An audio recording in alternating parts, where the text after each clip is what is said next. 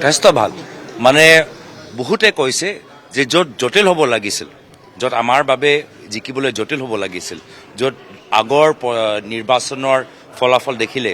বিৰোধী দলৰ প্ৰাৰ্থীসকলৰ বাবে জিকাটো জটিল হ'ব লাগিছিল আজি সেইখিনিও সমষ্টি আজি ফাইটত আহি গৈছে তো যদি আমি আমাৰ আটাইতকৈ য'ত আমাৰ কষ্ট হ'বলগীয়া সমষ্টিত যদি ভাললৈ আহি গৈছে তো যিকেইটা ভাল তাত কি হৈছে আপোনালোকে গম পাই গৈছে যিকেইটা আমি কওঁ যে সন্মুখ 50-50 সেইকেইটা আজি তাৰিখত 70-30 হৈ গৈছে আপোনালোকে নিশ্চয় আমি সেই ফিডবেকটো সেই কথাবোৰ আমি গম পাই গৈছোঁ খুব সুন্দৰভাৱে ভোট ট্ৰান্সফাৰ হৈছে ৰাইজৰ দলৰ ভোট ট্ৰান্সফাৰ আমাৰ লৈ আহিছে আমাৰ ভোটটো গৈছে জাতীয় পৰিষদলৈ CPMৰ ভোট আহিছে CPMলৈ তো এই ধৰণৰ যে মিলা প্ৰীতি সেইটো আমাক যথেষ্ট সহায় কৰিছে উজনি অসমৰ পৰা হিলছৰ পৰা বাৰাকলৈকে মানে ভাবাতকৈ ভাল কিন্তু আমি প্ৰথমবাৰ আকৌ কৈছোঁ যে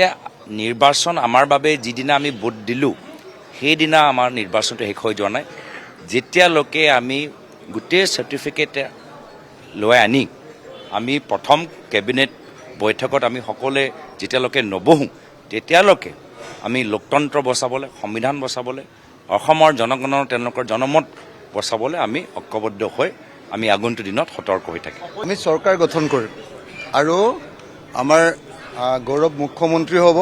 আপোনালোকে মাত্ৰ 4 তাৰিখলৈকে অকণমান সময় ধৈৰ্য ধৰক চৰকাৰ হ'ব 70ৰ পৰা 90খন আসন আমি পোৱাৰ সম্ভাৱনা আছে 70ৰ পৰা 90খন য'ত একেবাৰে হাৰিম বুলি ভাবিছিলোঁ সেইবিলাকতো ভাল ৰিজাল্ট আহিছে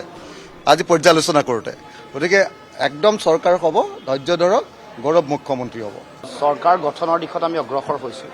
কিন্তু এই সময়ছোৱাত মাজৰ সময়ছোৱাত তেওঁলোকৰ বিভিন্ন ধৰণৰ তেওঁলোকে কূট কৌশল ৰচনা কৰি থাকে তাৰ কাৰণে সতৰ্ক দৃষ্টি আমি নিক্ষেপ কৰিব লাগিব কাৰণ তেওঁলোকৰ চলে বলে কৌশলে তেওঁলোকে ক্ষমতা কক্ষিগত কৰিবৰ কাৰণে যিকোনো স্তৰলৈ যিকোনো পৰ্যায়লৈ তেওঁলোক যাব পাৰে তেনেকুৱা ধৰণৰ বহু আমি পৰিৱেশ আমি বিভিন্ন সময়ত দেখিছোঁ গতিকে সেই সময়ত আমাৰ এতিয়া দায়িত্ব কি কৰ্তব্য কি আমাৰ বিভিন্ন ফিডবেক আহিছে যিবোৰ কথা ইতিমধ্যে কৈছে যে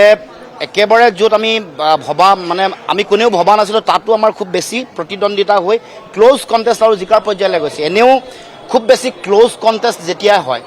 আৰু যেতিয়া ভোটদানৰ হাৰ বহুত বেছি হয় তেতিয়া নিশ্চিতভাৱে বিৰোধীলৈ সেই সুযোগটো আহে অহা 4 তাৰিখে আমি যি লক্ষ্য উদ্দেশ্য লৈ আগবাঢ়িছিলোঁ এই লক্ষ্যত উপনীত হ'ম আৰু অসমৰ জনগণে আশা কৰা ধৰণে বহু জটিলতা বহু প্ৰত্যাহ্বান বহু ধৰণৰ তেওঁলোকৰো হিমন্ত বিশ্ব শৰ্মা বা তেওঁলোকৰ চৰকাৰী যন্ত্ৰৰ ষড়যন্ত্ৰৰ ওপৰত আমি ঐক্যবদ্ধ হ'লোঁ আৰু জনগণৰ যিটো চেতনা আৱেগিক যিটো তেওঁলোকৰ আহ্বান আছিলে তাৰ প্ৰতি আমি আমাৰ যিটো দায়িত্ব পালন কৰিলেও জনগণে পূৰ্ণ সমৰ্থন দিলে